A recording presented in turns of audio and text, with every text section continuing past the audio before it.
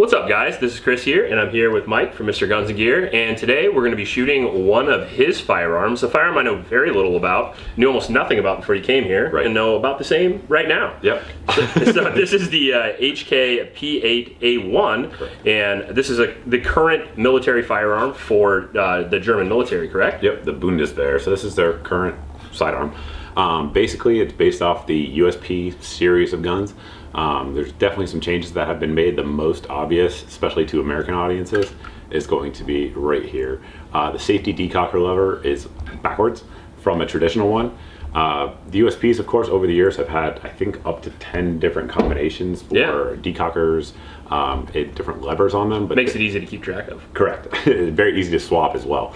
But the one here on the P8A1 is what we would consider backwards. Yep.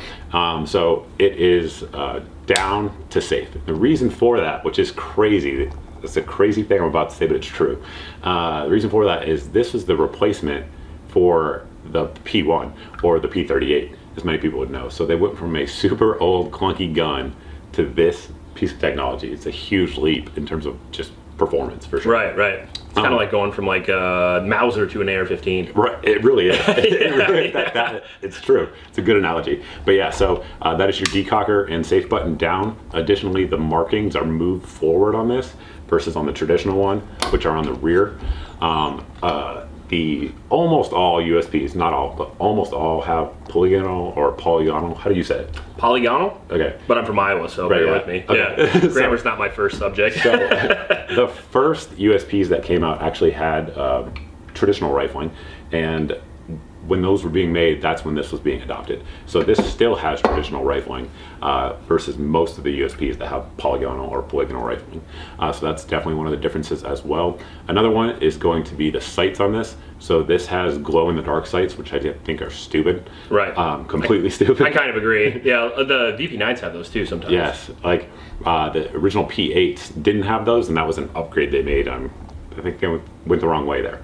But it has that. Additionally, it has more markings on it than that would have. One of the reasons for that is in a lot of European countries, slides and barrels are considered like firearms, like we consider frames here. Yep. So everything is serialized on the gun, everything. But yeah, other than that, it's pretty similar to the USP. That would make it a huge pain in the ass if it broke, right? Right, huge. Yeah. Huge. So, but yeah, it's been fielded now for over a decade by the German military. And what's kind of the average reputation of it? They like it? Very good, yeah. I mean, they have to like it more than the P38. Right, yeah. No, it has a very good reputation, very durable gun. The USP system was based on the 40 caliber, and the Germans actually use a very hot 9mm load. It's hotter than 9mm NATO. So they're putting pretty high pressures through it, and reliability, durability has been great. Another change they've made from the P8 to the P8A1 was actually beefing up this area right here across from the extractor, and they did it. They did that on the USPs as well because they found after about 40,000 rounds they would crack, so they made it even stronger. So right. I mean, 40,000 rounds is insane. Yeah, we kind of commented on the last video, but like, right. Yeah, 40,000 rounds is such an extreme round count that like maybe a competitive shooter or maybe somebody who is a trainer of firearms trainer or something would get there. Right, but yeah, no, the reputation's very good.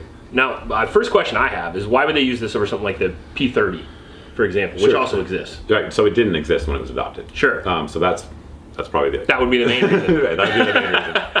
P30 as well, though, of course, has those customizable side panels. Yep. Things like that in the military aren't always great. Right, because a thing that could break or get lost. Correct. Sure, cool. Well, I'm excited to shoot this. I'm a big USP fan, so when he brought this over, I was very excited. And we're gonna go out and shoot a few rounds through it. And like I said, he's gonna take it back with him. So we're gonna pile some rounds out today and give you our final opinion. I mean, obviously you have a lot more rounds through it than I do. Yep. And we'll go shoot it.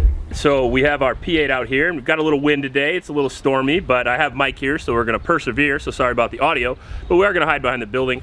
I'm gonna shoot the first shots I've ever shot out of the P8 at 50 yards here, and hopefully we hit something. We will see how it goes. I'm gonna be aiming at that far target there. Thought I had mags. Oh, there we go.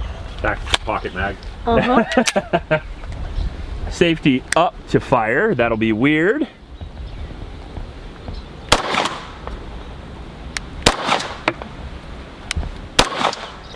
You hear anything? Huh. Oh, I heard the barrel. There you go. There you go.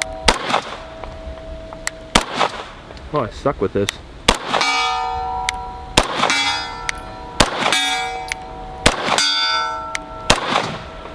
There you go. Sweet. We put the fail barrel there so I know when I'm going low and left. So one thing we didn't mention in the intro is that the P8 actually comes with clear mags, translucent mags. They're metal reinforced, steel reinforced, versus the black ones that USPs come with. So that's one of the differences as well. Those mags are definitely cooler, by the way. They are, and they're actually way more expensive. Yeah, what a as you would expect. Yeah. It's HK, it's what they do. All right. Woo.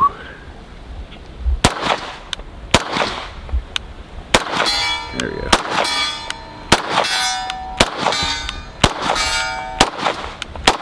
Ah.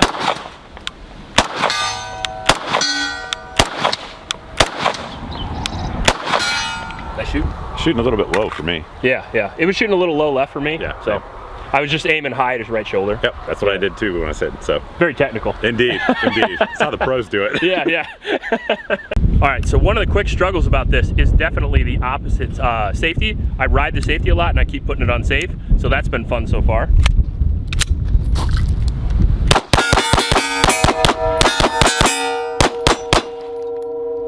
Well, that went fast. Oh my God. There we go.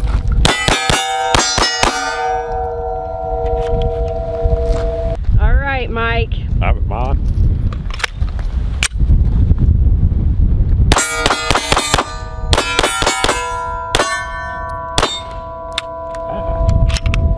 All right, did not lock back, but that's probably me actuating that lever. Yep.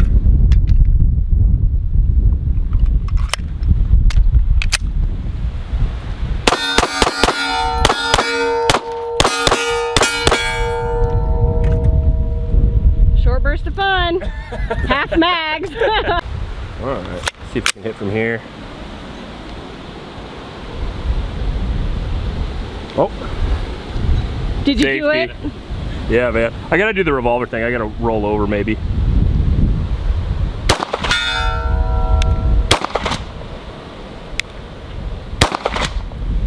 I killed my tree. I don't. Yeah, I don't see either. It's high.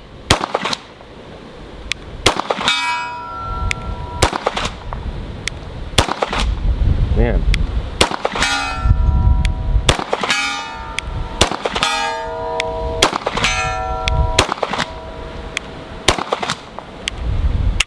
Oh, no lock back on these either. Well, a cool gun, very reliable, but more difficult to shoot than I imagined. That's for sure. The trigger is tough. Agreed. 100%. Yep, very tough. All right, so I got to shoot like 4 mags through this, yep. And it looks cool. It does. I'm happy with how it looks.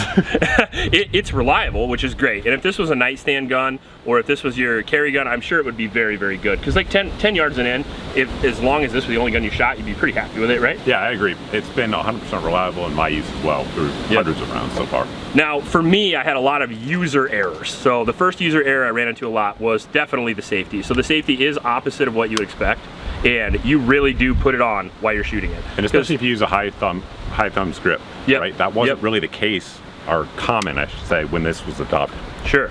Yep. And like a 1911 or a CZ, especially if you ride those safeties like I do, man, it was very difficult not to push it down. Yep. And then on top of that, the trigger is wonky. It's not difficult to get used to. It's not good. The double action is very, very heavy, and the single action is crisp, but it's strange. But it's spongy. Yeah. That's the problem. Yep. You don't really know when it's going to break. It's true.